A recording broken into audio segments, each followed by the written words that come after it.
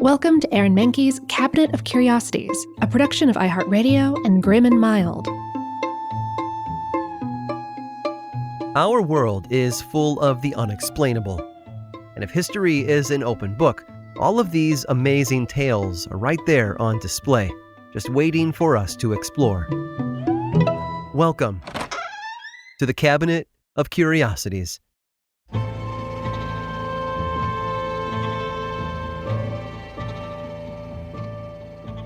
As any art lover will tell you, paintings can be beautiful. They can be emotional, moving, and deeply important to history and culture.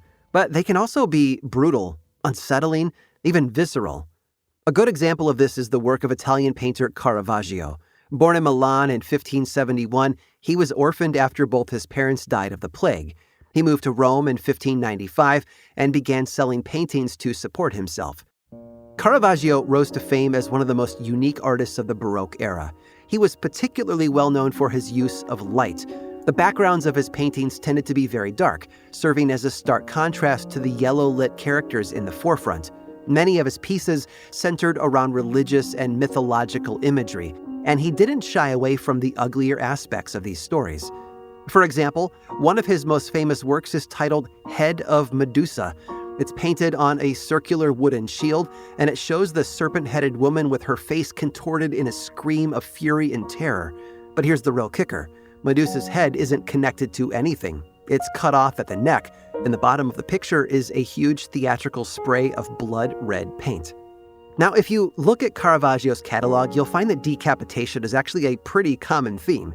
He painted one canvas called Judith Beheading Holofernes, and another called The Beheading of St. John the Baptist. I'm sure you don't need any more details about those.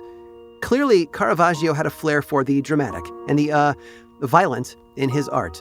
But what most people don't know is the same held true in his real life. You see, Caravaggio was a scoundrel of the absolute worst variety. Between 1598 and 1601, when he was in his late 20s, he got into legal trouble on at least 2 occasions, once for carrying a sword without a permit, and once for beating a man with a stick. He was also accused of attacking a different man with the aforementioned sword, although apparently that charge was never proven. A couple of years later, when the painter was in his early 30s, he developed a somewhat problematic relationship with another artist, Giovanni Baglioni. While many of the details have been lost to history, we do know one thing for sure. In 1603, Caravaggio wrote a poem mocking Baglioni's art, and the things he said were so cruel and inappropriate, I cannot and will not repeat them here. Baglioni, of course, was furious. He sued his rival artist for libel and won. Caravaggio spent 2 weeks in jail as a result.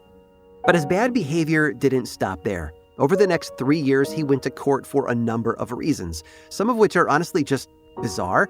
Again, he was caught carrying a sword without a permit. He threw rocks at one police officer and cursed at another. Once at a restaurant, he threw an entire plate of artichokes into a waiter's face. And the icing on top of the cake, he was 6 months behind on rent, and his landlady was threatening to seize all of his furniture as payment. As if his life couldn't become any more of a mess, in 1606, the painter made his worst decision yet. He killed a man named Rannuccio Tomassoni.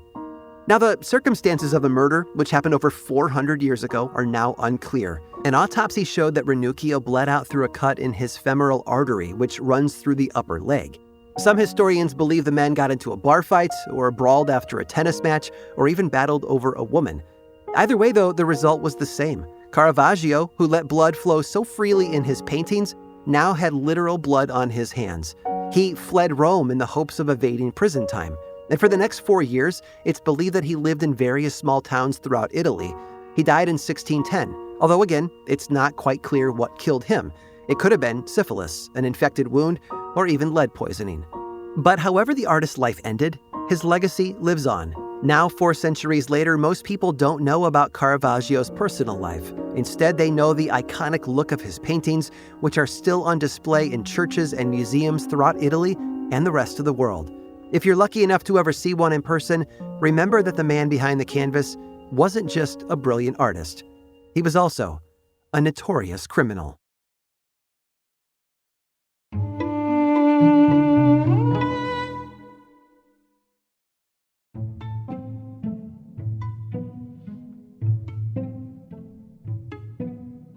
It's hard to think about 20th century literature without thinking about the concept of dystopia. A dystopia is a nightmare world, a society rife with suffering and injustice. In the wake of not one but two world wars, 20th century authors used fictional dystopian settings to comment on politics, violence, and oppression in the real world. There are two dystopian novels that stand out even today, though: 1984 by George Orwell and Brave New World by Aldous Huxley. The two books have some key differences, though. For example, in 1984, people are constantly watched by quote-unquote Big Brother, and they can be jailed by the so-called thought police. The oppressive rules of the society are enforced through violence. By contrast, in Brave New World, infants and adolescents are conditioned to accept their place in the social hierarchy. By the time they're adults, people have been effectively brainwashed, plus they're given a constant flow of drugs to keep them happy. There are also quite a few things that the novels have in common. Both feature totalitarian governments that control the lives of their citizens. Both were widely banned because the ideas within them were considered dangerous. And both authors, Aldous Huxley and George Orwell, had a curious real-life connection. Let's go back to the year 1911. Aldous Huxley was just 17 years old, but he'd been through a lot in his short life. His mother had died 3 years earlier, and he had recently developed a condition called keratitis. This is inflammation of the cornea, or the outer layer of the eye, and it left Huxley with significantly impaired vision. For much of his life, he'd intended to pursue a career as a medical doctor, but his poor eyesight had now made it impossible. So Huxley made a pretty unclear career shift. Instead of medicine, he decided to study English literature. He enrolled at Oxford University, and as we already know, he soon found that he had quite a knack for writing. In 1916, he graduated and also published his first poetry collection. But as any writer will tell you, jobs are not easy to find. While he worked on building up his resume as an author, he made ends meet by working as a teacher at England's Eton College. Even though it was called a college, it wasn't really a university, though. It was an elite prep school, the same place that Huxley himself had gone as a teenager. Huxley spent his days teaching English and French, and, well, let's just say he didn't love it.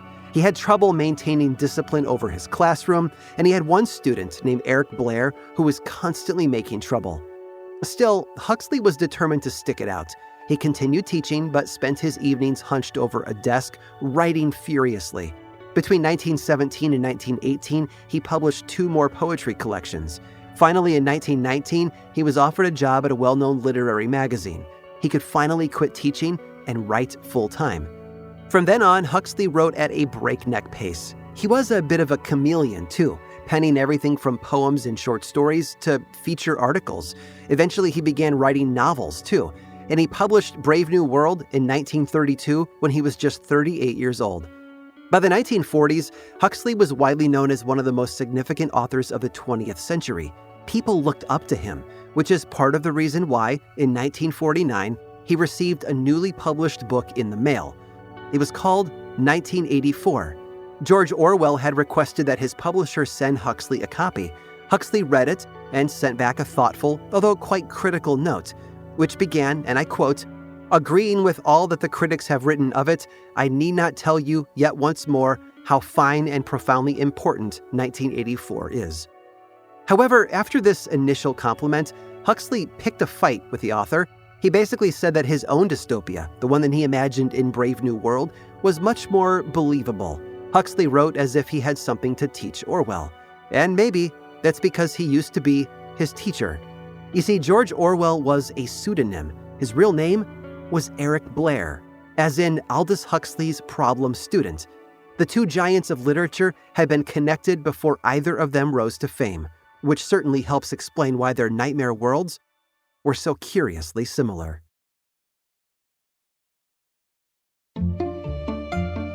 I hope you've enjoyed today's guided tour of the Cabinet of Curiosities. Subscribe for free on Apple Podcasts or learn more about the show by visiting curiositiespodcast.com. This show was created by me, Aaron Mahnke, in partnership with How Stuff Works. I make another award-winning show called Lore, which is a podcast, book series, and television show, and you can learn all about it over at theworldoflore.com. And until next time, stay curious.